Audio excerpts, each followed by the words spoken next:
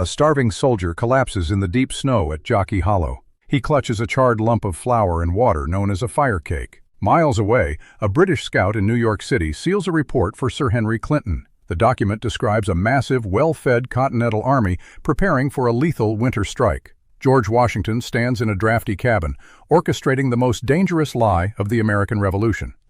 The army is dying by the hundreds, yet the enemy believes it is ready to invade. One false move will reveal the truth and end the war in a single afternoon. The winter of 1779 descended upon New Jersey with suffocating force. Mountains of snow buried the log huts at Jockey Hollow. General George Washington watched his men shiver in the biting wind. The Continental Army arrived in December with high hopes for the coming year. Reality quickly shattered those expectations. Supplies failed to reach the encampment as the roads vanished beneath ice.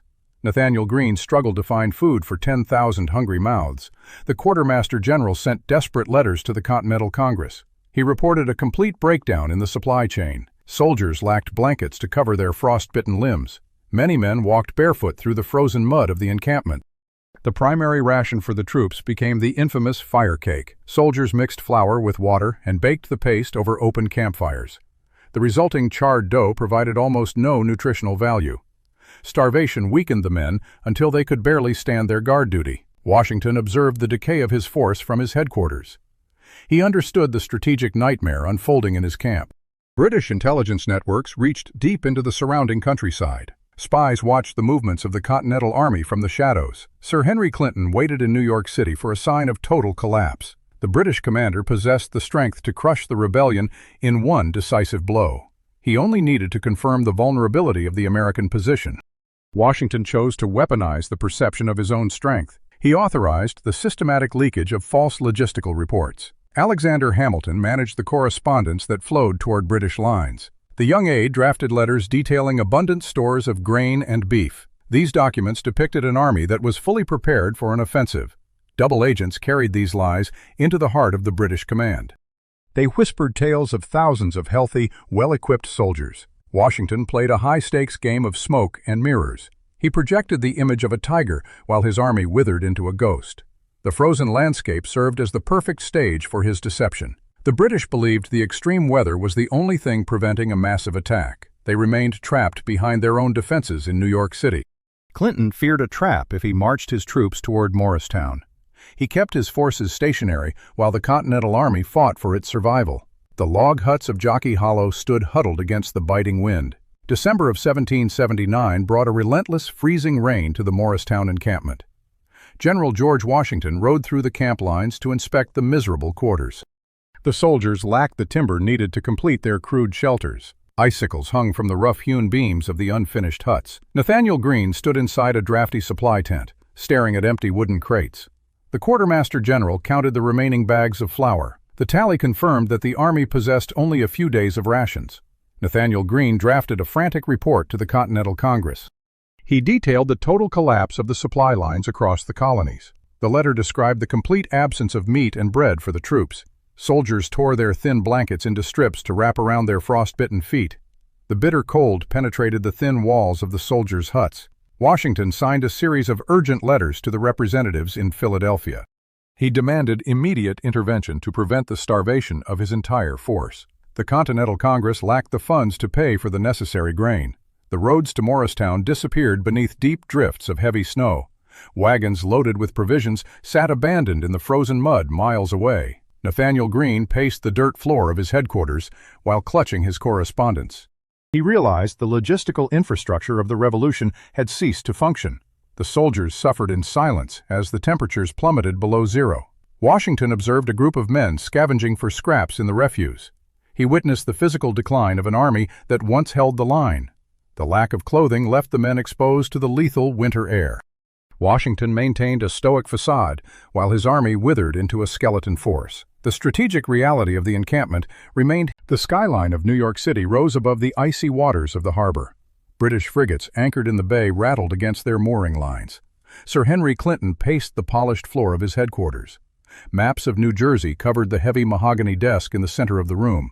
The British commander studied the jagged terrain between his position and Morristown.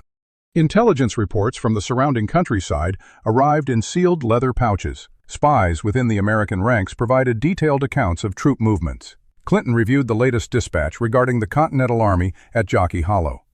The British High Command viewed the rebellion as a crumbling structure. They knew the American soldiers suffered from the lack of basic supplies. Clinton weighed the strategic value of a surprise winter assault. His scouts reported that the roads to the American camp remained nearly impassable. The British general considered the potential for a decisive strike.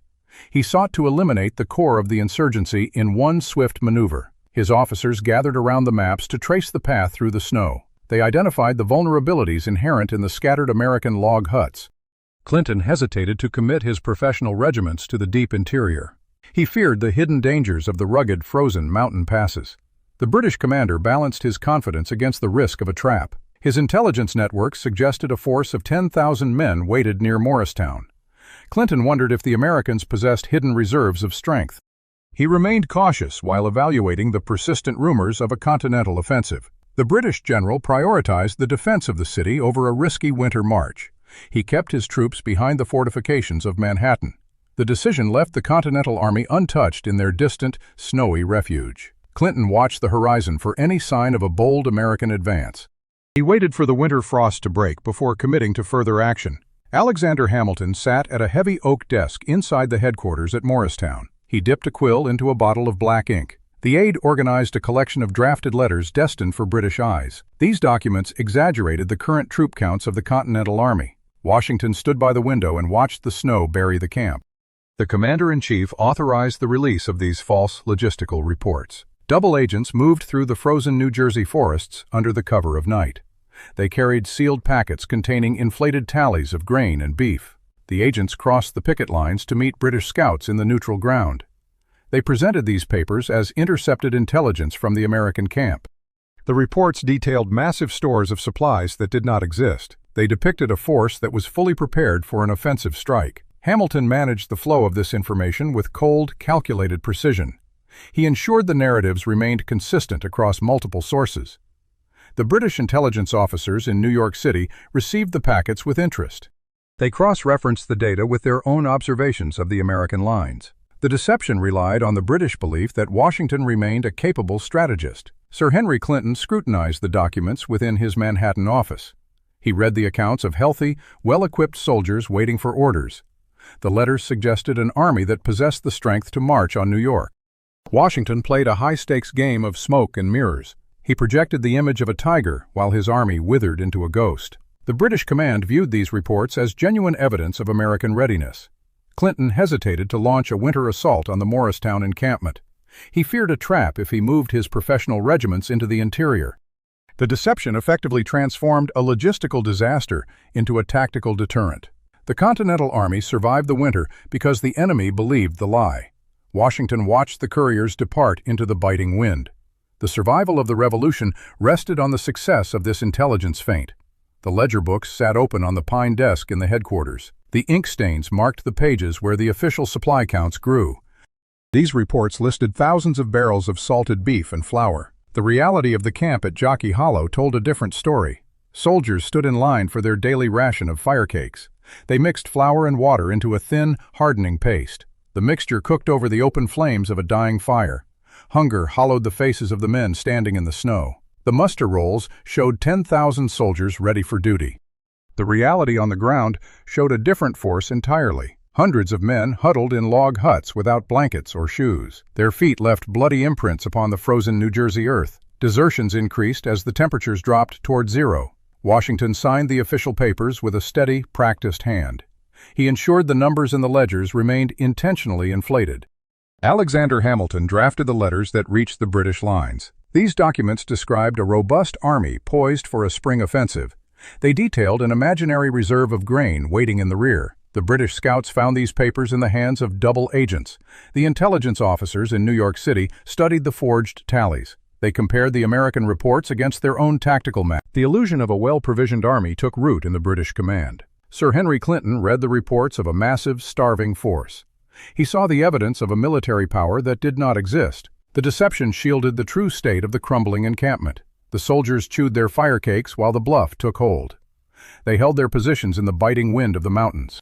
The British command halted their plans for a winter movement. They feared a trap set by an army they believed was strong. The reality of the starvation remained hidden behind the wall of lies. Washington watched the snow cover the tracks of his thinning ranks. He maintained the facade of an army that was ready to fight. The survival of the revolution rested on the weight of the ink.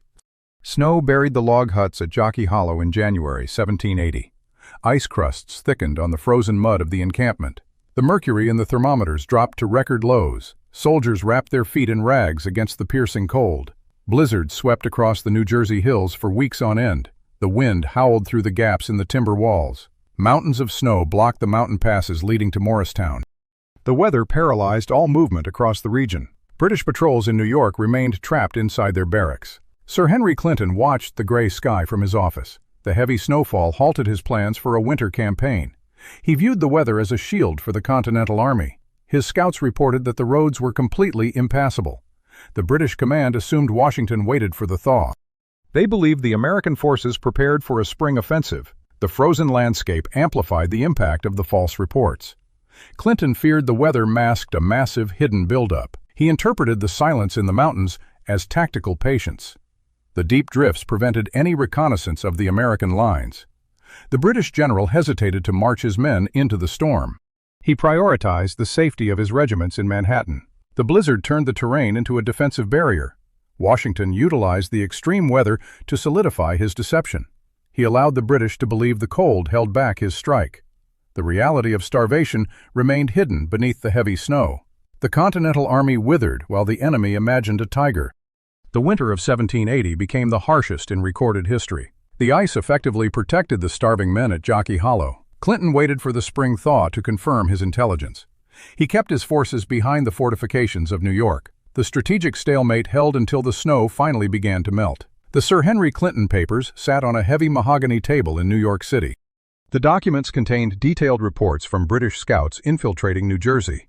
Sir Henry Clinton turned the pages of the intelligence ledger. He studied the troop strength estimates provided by his clandestine network. The report suggested 10,000 Continental soldiers held the high ground. The figures indicated a massive stockpile of grain and salted beef. Sir Henry Clinton traced the routes on a sprawling tactical map. He measured the distance between his lines and the camp at Morristown. The British commander weighed the risks of a winter offensive. He considered the possibility of a trap set by the Continental leadership. The reports claimed Washington waited for the British to leave their fortifications. Sir Henry Clinton hesitated to commit his professional regiments to the interior. He feared an ambush within the snow-choked mountain passes of New Jersey. The British general prioritized the security of his base in Manhattan. He kept his forces within the safety of the city's defensive perimeter. The intelligence summaries created a phantom threat in the British mind. Sir Henry Clinton doubted his own scouts' reports of American starvation.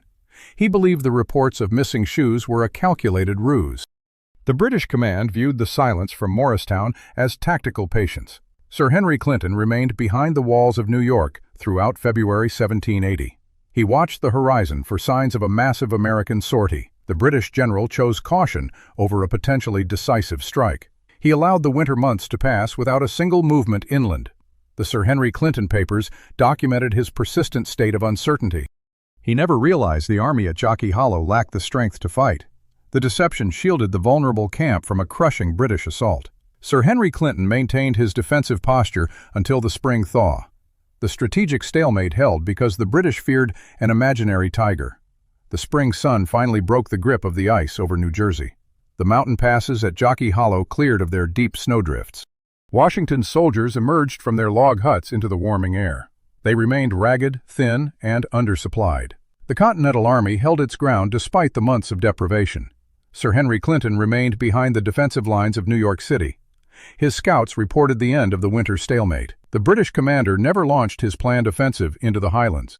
He kept his regiments stationed at their coastal bases. The intelligence reports of a massive, well-fed army had done their work.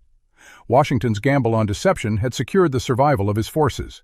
The Continental Army lived to fight another campaign in the coming year. The perception of power proved as lethal as a cannonade.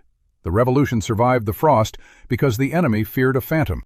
You look at the world around you and assume the structures holding it together are solid. You rely on the stability of the ground, the certainty of the threat, and the strength of the lines. But the silence you trust is often just a carefully constructed performance. The void is closer than you think, and the bluff is still playing out right in front of your eyes.